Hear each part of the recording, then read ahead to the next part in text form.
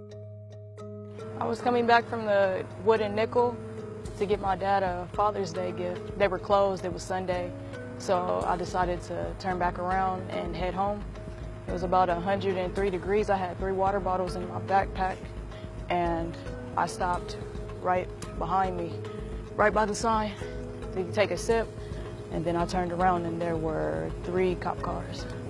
And one of the officers already had a gun drawn at me. They asked me, was I inside the store?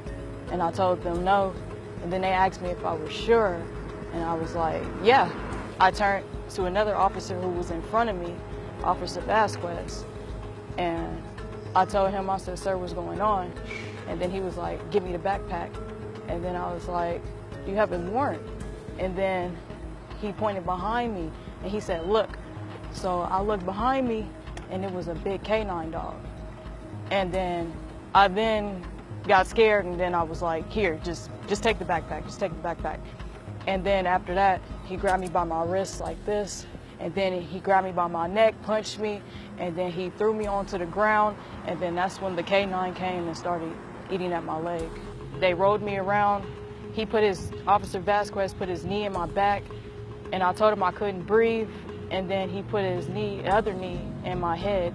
And I told him, I can't breathe, and then I started yelling out, somebody help me, they're gonna kill me. And then finally, he let me up, he tied my hands behind my back, and then he tied my feet together and he threw me in the back of the car. And on my way going back to the car, I heard somebody say, that's not the guy, that's not the guy.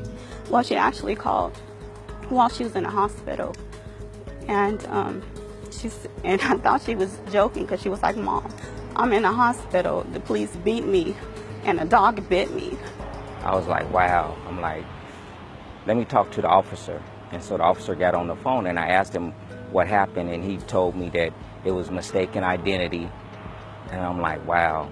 I'm like, is she okay? And he was like, well, she's alive, and she's in the hospital. My daughter is a very responsible young lady. She works, she loves life. There was no reason for this to happen to her. They never told me why they stopped me, but after they beat me and threw me in the cop car, that's when they explained that there was some guy with a machete that was inside the grocery store, and they were looking for him, and I matched the description.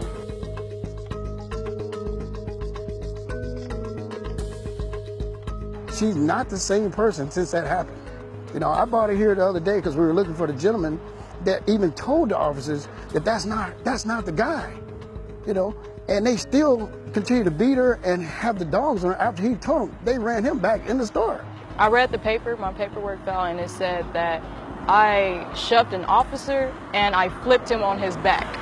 They would say that my daughter attacked them. Come on, she's 5'2", 115 pounds soaking wet, and that she attacked a 200-pound man. There were dogs and guns drawn on me. Like, I would never do anything like that.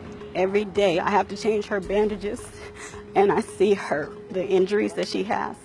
It's really hard for me. On Monday, we kind of did our own little investigation. We came to the store, spoke with the manager. He told me that the police had actually caught the guy that had the machetes. And that's what's a shame. I don't know for sure, but the guy probably didn't have a scratch on him. He still tried to handcuff me and flip me over while the dog was still biting me, and I'm yelling out like, I didn't do anything, I'm a female, like, why are you doing this to me? Why should my daughter be charged with a crime? All she did was stop to drink some water because it was 100 and something degrees. That's ridiculous. We gotta find a way not to let this kind of thing happen ever, ever. If a kid can't stop on a bicycle and take a drink of water just to take a break. She was coming home to celebrate Father's Day with me. It's not right. It's not right.